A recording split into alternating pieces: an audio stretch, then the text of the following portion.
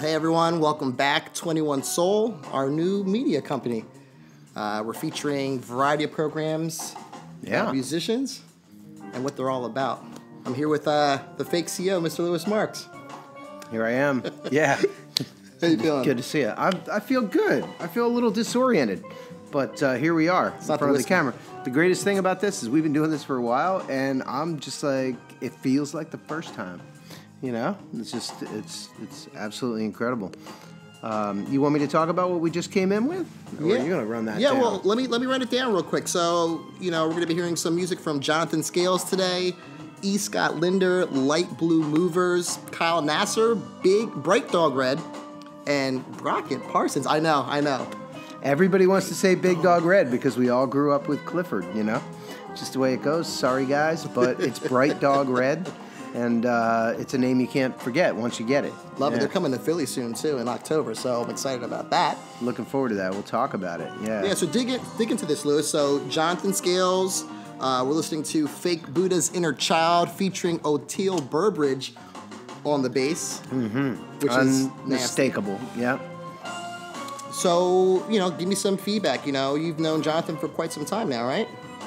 Yeah, and Johnathan hasn't had a record out for quite some time, to be honest. Johnathan first came to us years ago, and he put out a couple of great records, and then I think a live performance or some interim piece, and we've been waiting for a long time. And now he has collected all of the people that he's been working with over the years. You know, lots of challenges, changing up the band, but has managed to prove his composition skill, his playing skill, and bring steel pan into the American jazz scene and play with people like Oteil Burbridge and Jeff Coffin, and on this record, Mono Neon, Victor Wooten, Bella Fleck, Sean Martin, Weedy Brema. I mean, it just goes on and on. So it's really exciting to hear this record. There's a great video that's gonna come out with this track, and just really proud of everything he does. Did you know this about the graphic designer for this album? Adam Ledbetter? Yeah, Adam and Kizzy. I had no idea. That's pretty cool. That's pretty hip. And nobody knows that Adam Ledbetter's Adam and Kizzy, Adam of Adam and Kizzy, is actually Adam Ledbetter. And we can talk about that in a minute.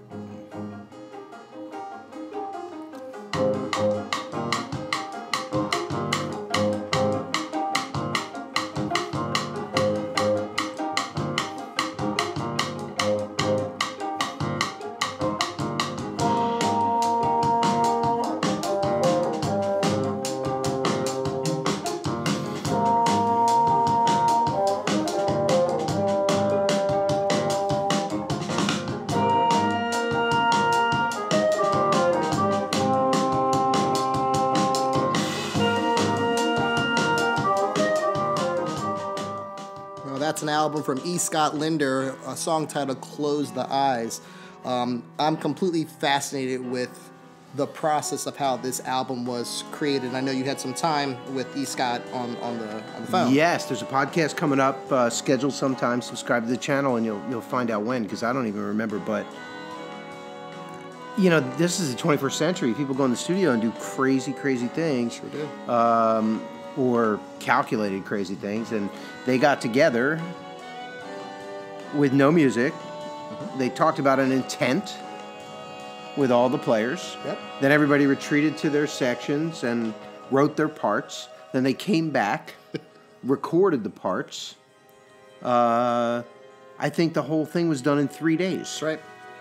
You know, from conception to full creation, mix and master by the end of the third night. And it's just a fascinating process. I mean, sometimes you have carefully composed songs and a vision and chart it out. Not in this case. It's like, we are in the moment. We're going to go in and create something. We're going to document this particular experience. And this is what this is the vision of E. Scott Linder. Fascinating cat. And it's out on the date. The date is coming out September 21st. On Infinity Gritty, Ropeadope related imprint, headed by Adam Ahuja. Can you let me get technical for a second? Talk to me. Because what you said was amazing, and I guess it would be impressive if it was just the typical, rhythm section and a lead vocalist. But this album has a crazy lineup of instrumentations. I mean, bassoons, oboes, flutes, string trios. It's ridiculous on the instrumentation, and to be able to do what they accomplished in 3 days, no music, getting together and brainstorming. Yep. Yeah, it's not a punk band. No, it's not. It's not 4 parts. No, it's very far from that. So not to geek out on the technical side of things, but I mean, the ideology, that's pretty impressive, and you can hear it through every track of this album. I'm excited for it. And it's wonderful. It's cinematic. It feels like a story. Yep. That's the beauty of it. I want to drop back to that last comment. Ledbetter, does the name mean anything to you? Does it mean anything to me? Yeah. I'm not sure. This is a history test. No, I'm sorry. Huddy Ledbetter. Okay. Leadbelly. Oh, Right. Right. That's family. Shut up. Dead serious. Didn't know it when I signed him. Man. There it is. I love those guys. All right, let's jump into some Kyle Nasser. Ooh.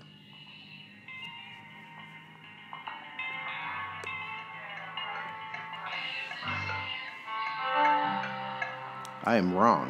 Light Blue Movers. Miscue. Cut. Edit. Boom. Don't. Keep it live. Light Blue Movers. We'll edit that Mr. out. Adrienne Barbeau.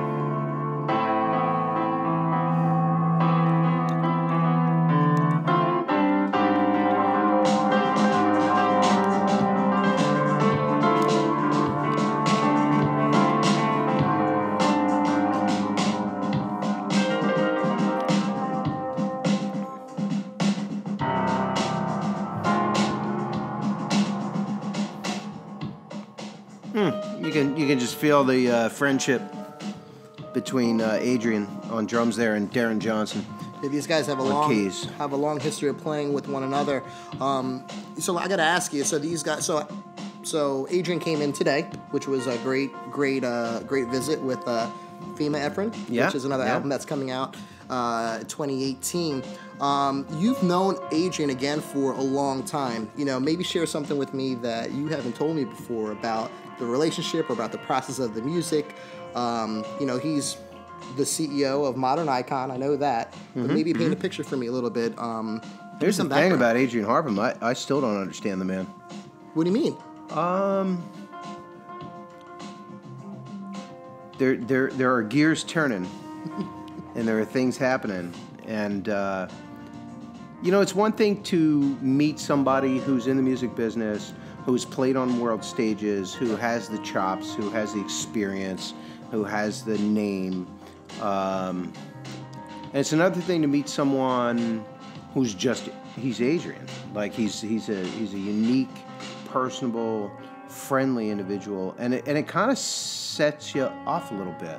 It's kind of like just peeling off layers, and just like every time something more interesting and more there's a new reveal about his skill and his technique and his finesse and his style. He's a real cat. Yeah, he's a real cat, and we all have things where you assess someone, you look at it, and you're like, well, he's kind of like this, or he's kind of like that, and he seems like an honest dude, but he's got this going, and he seems like, and some cats are a little bit shady or whatever, Adrienne's kind of a mysterious guy who's just, his actions are so consistent, his actions are solid, but he's a mystery. Yeah. It's really amazing to me, and I count it, I count him as a friend, because I really respect that, A little bit about the Modern Icon, about where that came from, the name Modern Icon, and his thought behind what he's doing with his label, with his imprint. Well, he wants to reference, the real icons, but he wants to bring it into the 21st century, and I think you can hear that in his production. Yes. Again, though, as an example, when Mike Clark plays drums, you're like, wow, there's Mike Clark playing the drums. Yep.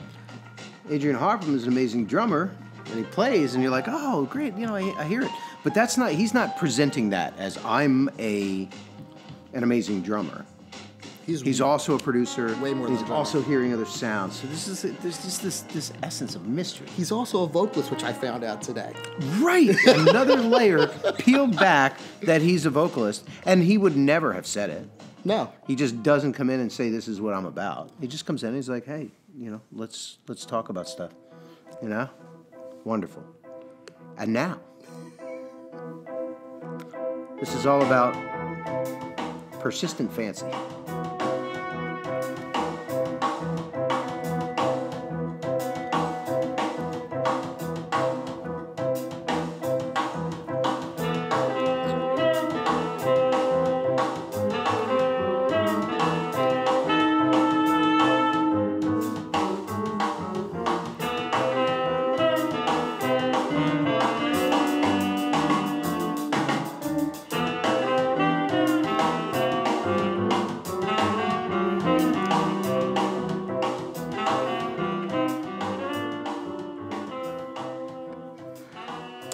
Such an interesting playlist tonight. I won't get technical. I won't get technical. You won't get technical? No, please do. It's you need to balance out my rambling. No, stop. What strikes me with this track in particular, so you can tell me a little bit more about the intellectual side of who is Kyle Nasser. Harmonically, what I'm hearing is a really short, dissonant chords and almost like seconds playing at the same time. This album was a treat because it challenged me theoretically hearing what he was doing composition-wise. So I'll just leave it at that. So for you music heads out there that are looking for something complex and challenging but still feels good, this is the album. I heard everything you said right up to I'm going to get technical. So okay. I got it. Everything else beyond that I didn't understand. I do hear him sort of laying down a bed for his vision. Some sort of rhythmic thing happening so that he can express something over top.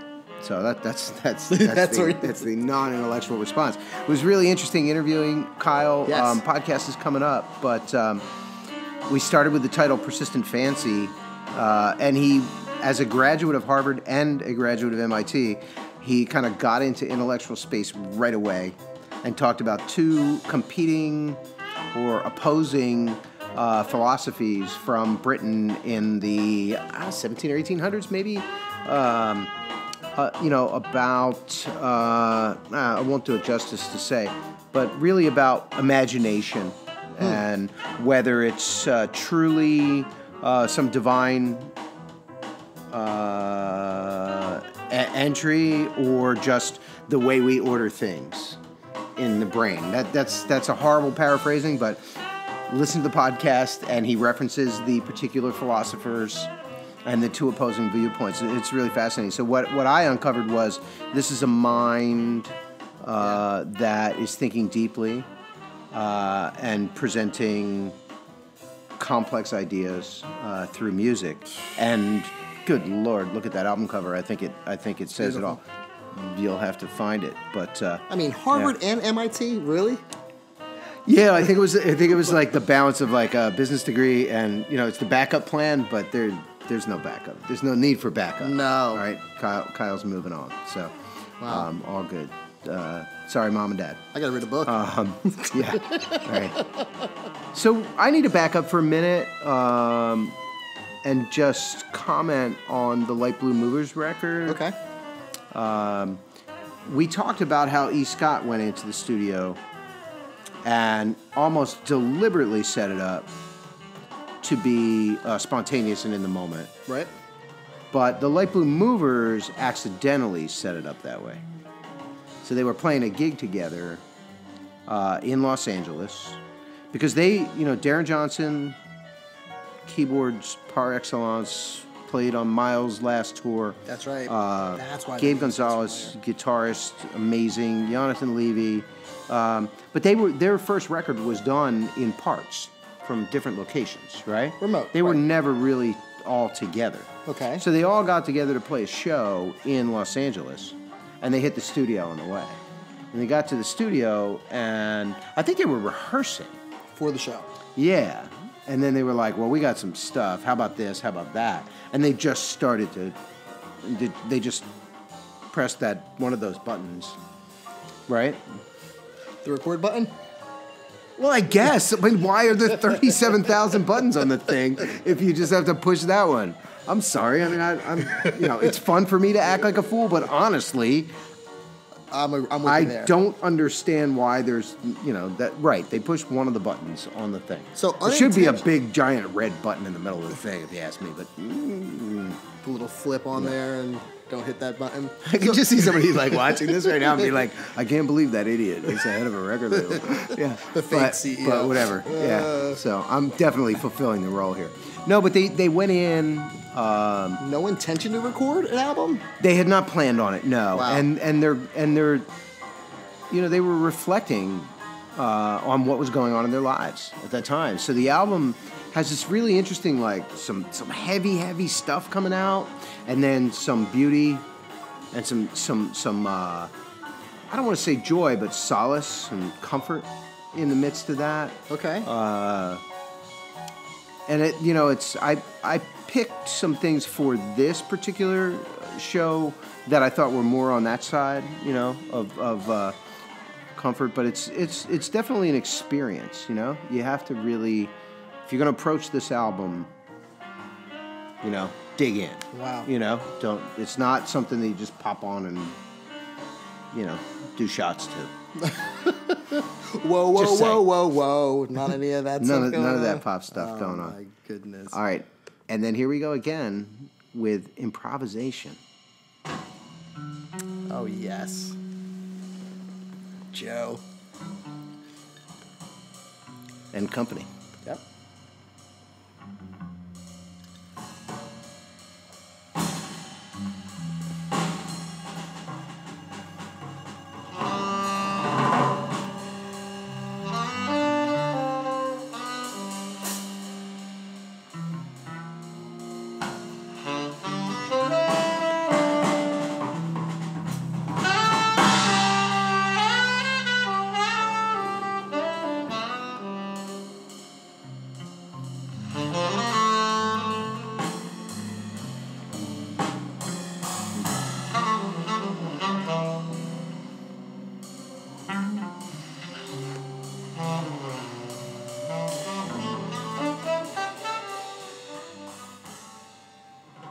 So that's Mike LaBombard. Hope I'm pronouncing that right, on sax. And this is a band. This is a dynamite band. First of all, Means to an End release comes out on October 5th of this year, 2018. Now, you got to fill me in the story. So the members of the band was Joe's students? Like, how did all this come together? Yeah, so Joe teaches at State University of New York, I believe, Okay. up in Albany or Albany, yeah. Okay, so and he's a cat who's been around, played with different people, and inspired by Yusuf Lateef, and decided that he would put together some of his best students in a completely improvisational environment. I love it. And again, and I didn't really even think about this as I put all these together today, but this is even more spontaneous and in the moment. They don't compose or arrange at all. They just go on stage and play. Yeah. Jazz. And improvise. well, they talk about jazz, but there's a structure, right? Isn't there like a ching, chicka, ching, and then you solo, then I solo, then you solo, and so it's sort of a pass back and forth language. Let's bring this up. And per usual, we waste space. Like it's too much to take up. So we float up in gasoline-powered rockets. The jet fuel is not cool enough. Matter of fact, the atmosphere is... Man, Sun Ra comes to mind instantly. Yep. Of course, with rocket ships and all, but also that, that's it's out. I mean, jazz is out, but this is out. right? And it's bringing in hip hop. It's bringing in, you know, whatever people are bringing to the table. And the name of this track, Out There, There's a Field, reminds me of a Rumi quote, and I have to ask these guys if that's what they were referencing. But there's a quote from Rumi, the philosopher, I guess, would you call him, a poet? I'll paraphrase it, I'll probably do it wrong. Out there, no, it's beyond, out there beyond, I'm not getting it. You're killing me, Smalls. You're killing me, Smalls. Yeah, I think I wrote it down, but this music is distracting me. I want to pull it up. It's funny. Out there, beyond the ideas of wrongdoing and right doing, there is a field. I will meet you there.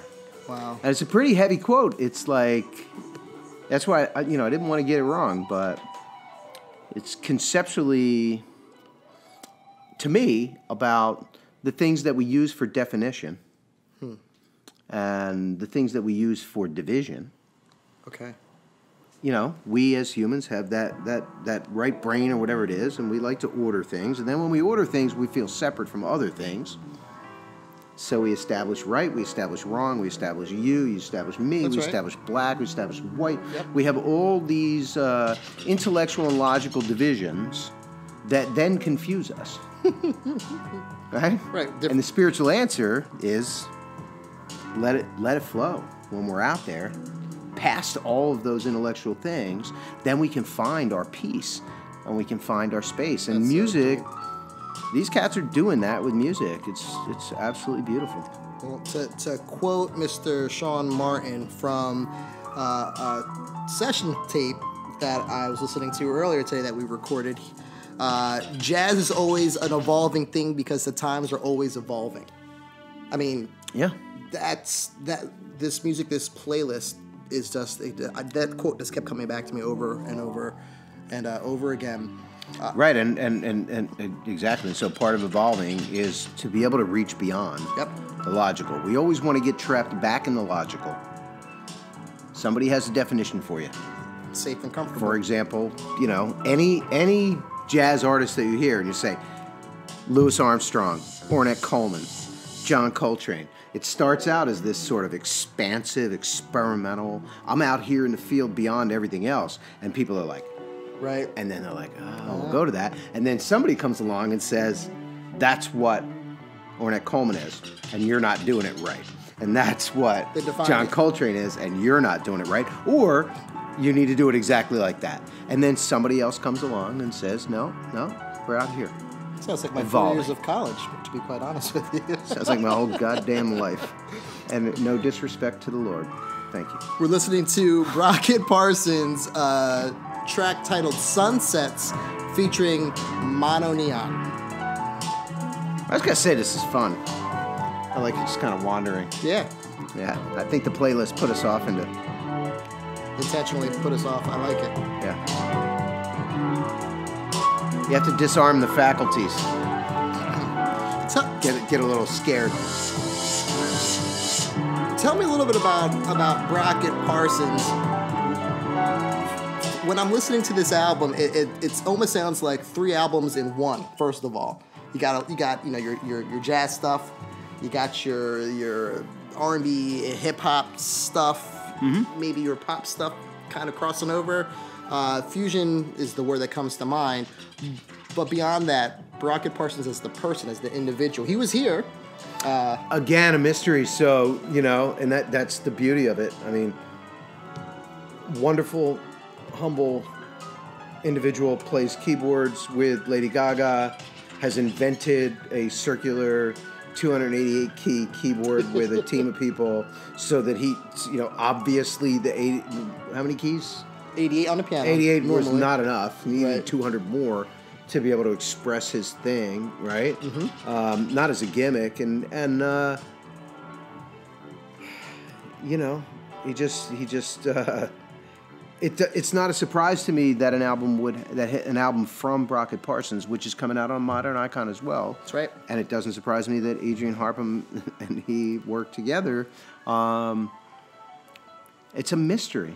It's an absolute mystery. There are things, there are frequencies or tunes that are going on that people are that he's tuned into that just seem to be on a different level. So I'll follow. We're past the time where an album needs to be a statement from beginning to end. These are basically things that Brockett hears and wants to express. I love it. And he wants to express jazz, and he's got the ability to do it. He's got the ability to express some hip hop, some jazz, some funk, some electronic. He has the chops. Yeah, I mean, and this is.